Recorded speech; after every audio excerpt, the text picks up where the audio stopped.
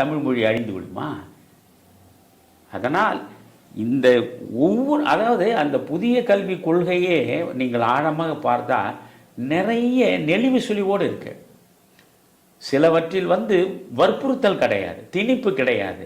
மாநில அரசு தன்னுடைய திட்டத்திற்கு ஏற்றாற்போல், தன்னுடைய மண் சார்ந்த மக்கள் வளர்ச்சிக்கு ஏற்றாற்போல் அதில் சில மாற்றங்களை உருவாக்கி நடைமுறைப்படுத்தலாம்.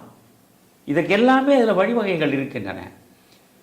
நீங்கள் இந்த மும்மொழி கொள்கையை தமிழை அழித்துவிடும் என்று சொன்னதுக்கு எதிராக அவர் முன்னாள் அண்ணா பல்கலைக்கழகத்தினுடைய துணைவேந்தர் பாலகுருசாமி தினமலர் நாளிதழில் ஒரு மிக விளக்கமாக ஒரு பேட்டி கொடுத்திருக்கிறார். ஆனால் அதை எத்தனை பாமரர்கள் படிக்கிறார்கள், எத்தனை எளிய மக்கள் படிக்கிறார்கள்? இவர்கள் சொல்கிற பொய் தானே போய் சேர்க்கிறதே.